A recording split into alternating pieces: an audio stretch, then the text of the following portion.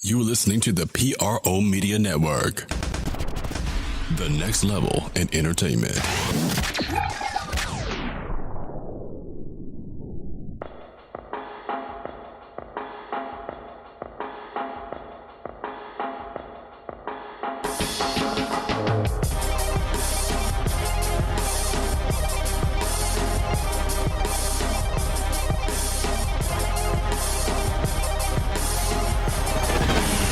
You're listening to the Pelicans Postgame Report on the PRO Media Network for all things Pelicans.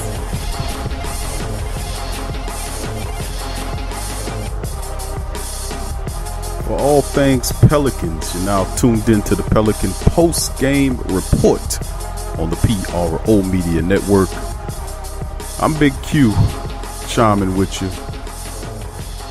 Real interesting podcast, 323. That's right, 323 on the Pelican Postgame Report recap. Pelicans get a good win here, man. Enjoy watching the game. 131 to 122. They get a very good win against a quality opponent, OKC, 37-20. And definitely a contender in the Western Conference. Although a lot of people are picked ahead of them to represent the West, but still OKC is a difficult foe to beat. The Pelicans protected the house. They protected the blender, the Smoothie King Center, whatever you want to call it. We're going to recap it in this show, podcast 323 on the Pelican Postgame Report. Welcome aboard both new and established listeners of the show. As always, if you enjoy the Pelican Postgame Report, please feel free to hit the subscribe button and the notification button. And you can feel free to also look at the links in the description section once they're available for links to social media, so you can sign up for news reports and items, latest shows when they come out. Also sponsorship from various other sponsors. You can, show some support by purchasing products or services from our sponsors that make us strong. And of course, you can directly give to us at patreon.com/the PRO Media Network, or you can utilize our new established cash app, simply the cash symbol, the Sports Coma, and you can donate directly to the show. All donations are well received and go toward the billing of the platform. Now moving forward, podcast 323 on the Pelican Postgame Report, recapping this game, 131-122 over the OKC Thunder. Very big game. A lot of good, a lot of bad.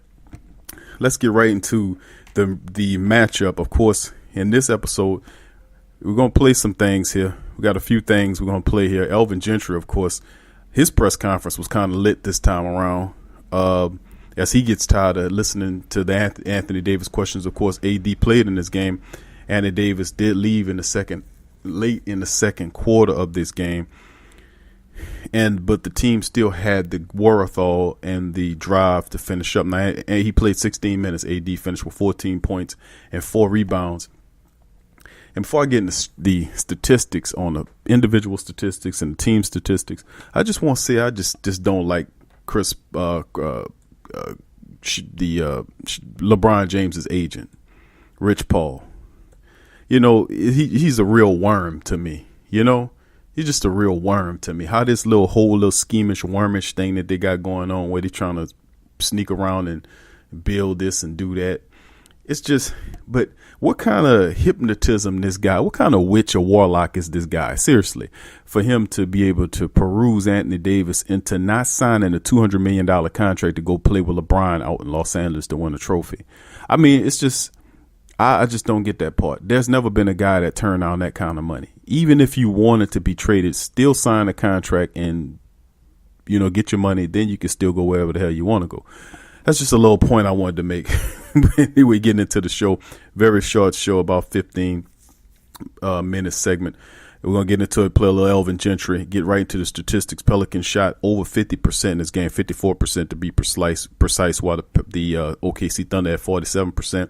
They were 12 of 26 from downtown for 46%, 19 of 24 from the free throw line for 79% on the night.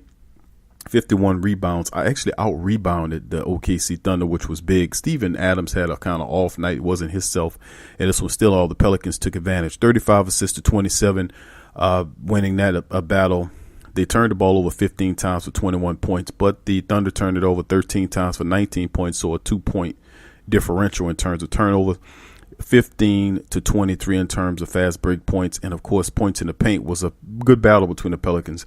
72 to 70, OKC won, but big ups to the Pelicans for fighting in there. Now, of course, Russell Westbrook still added a triple-double. ESPN showed the highlights, but it was all Russell Westbrook. I don't see how you show a guy's highlights in a losing effort, like we didn't do anything.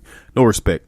But anyway, before I get into the individual statistics, let's hear what Alvin Gentry had to say about this game. Here he goes. Did a good job with that. And then I thought Ja did a good job. He came in and played well for us also. And, there was guys that didn't make shots or whatever, but I thought we did a really good job of trying to stick to what we were doing game plan-wise. And we were going to make Russell make shots. Obviously he did with 44 points, but we still thought we could survive that.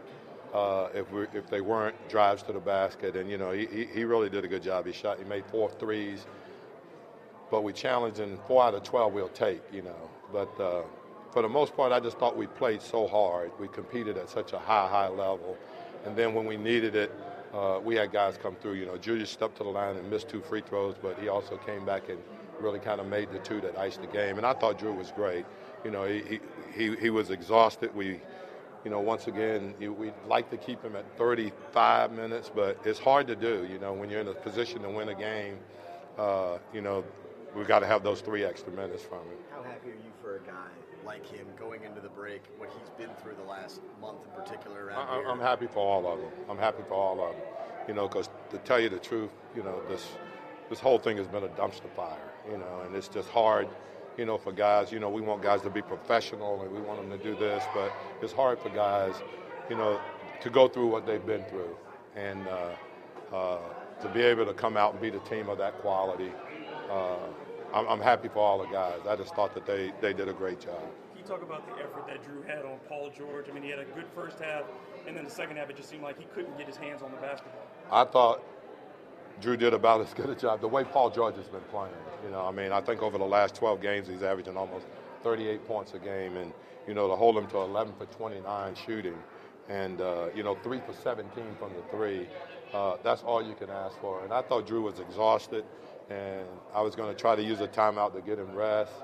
And then when he figured out we only had 2 left in the last 4 minutes, he goes, "Hey, I'm fine. I'll get through this." So I just think that I don't think he gets nearly the credit that he deserves. As a two-way player, we ask him to go out and guard the best player, and then we ask him, "Can you get 30 for us so we can win the game?" So, I don't know if anyone in the league is asked to do more than he's asked to do. What are your thoughts on AD leaving the building? Is that something that bothers you in any way? Don't know if he left the building or not. I have no idea. Then he left the building. I'm happy for the guys that that played the game and we won. How does Kendrick's energy rub off on the rest of the team? I think what he does is he allows us an opportunity to get some second chance points because he gives us an extra possession here and there. He usually 2 or 3 of those a game. He ends up in a situation where he gives us an extra possession just because of his hustle. Hey guys, I'm going to talk about the guys that played. They did a great job. We found a way to win the game. That's what's important.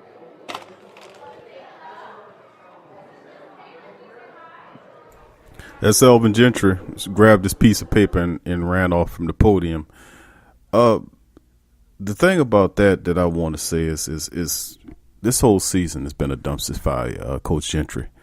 Just to kind of expound on his point.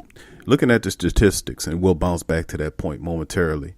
Andy Davis did leave the game, left the arena, had his arm up under his shirt. We don't know how bad it is, but he left the arena.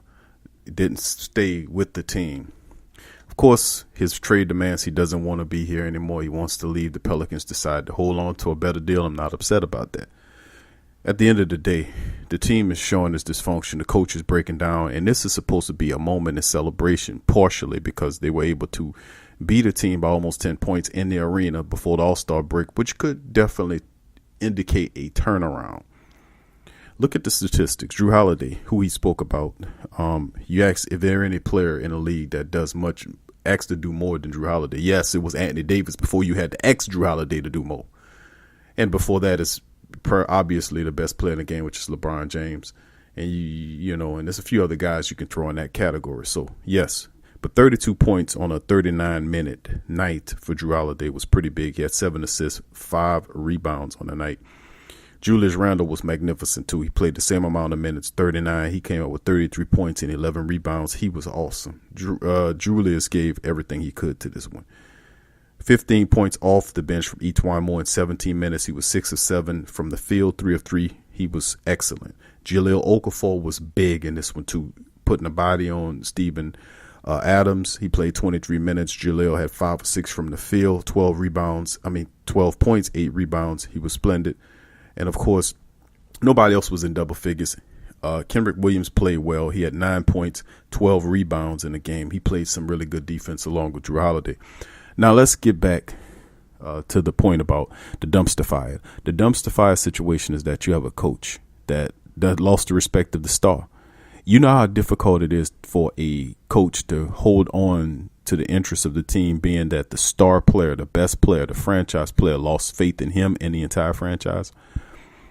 Usually when that happens, that usually signifies a destruction of the team, usually a breaking down of the team and the firing of the general manager. See, obviously, the general manager is responsible for hiring this coach, and this coach is responsible for implementing a system that unsuccessfully has the star leaving. Now, I've said on a multitude of different occasions during the Pelican postgame reports over the last several years, and I keep saying the same thing about this system. It's totally dysfunctional. Insiders will tell you that the Pelicans are seen as a dysfunctional franchise. Now you can see it for yourself as the team's breaking down. The veneer is off, so you can see clear through. And where's the leadership at?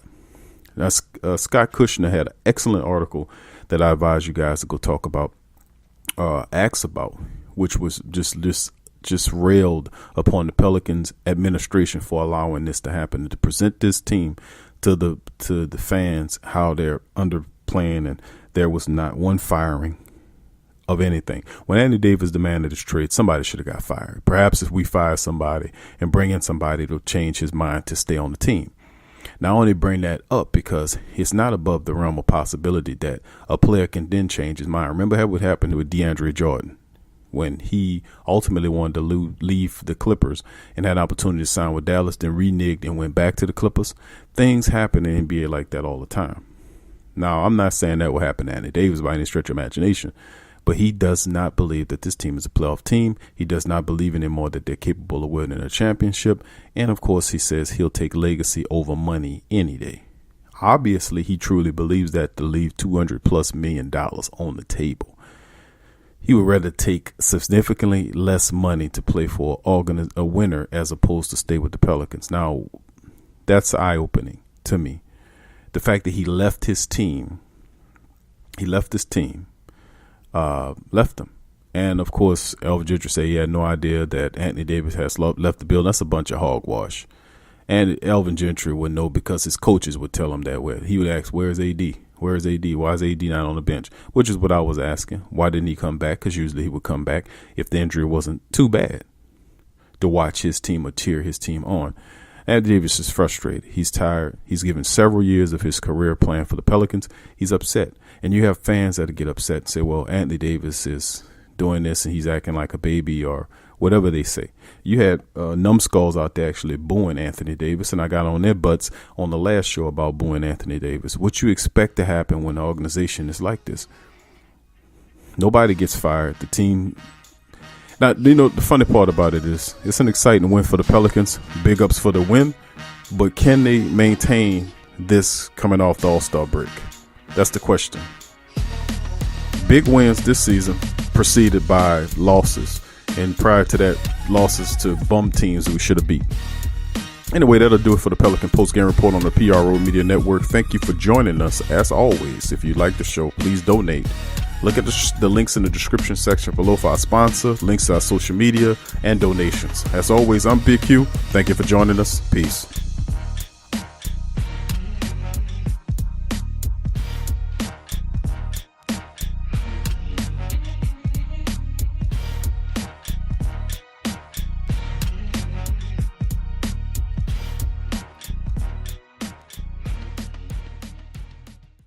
straight sports talk from the sports coma with Big Q and the guys.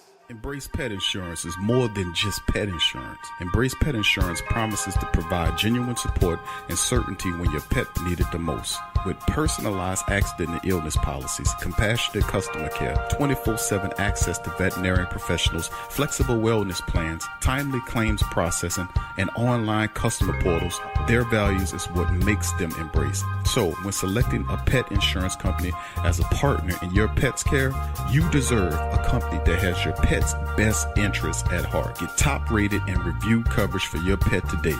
Up to 90% back on bills at any vet, total protection, pet insurance and wellness, and dependable claims payments. Get the top-rated and reviewed coverage for your pet today.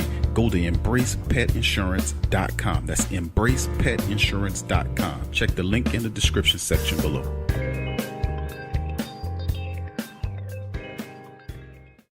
Get all the latest news and updates from your New Orleans Pelicans at the Pelicans Eye View, the new and official Pelicans Daily Journal, covering everything Pelican.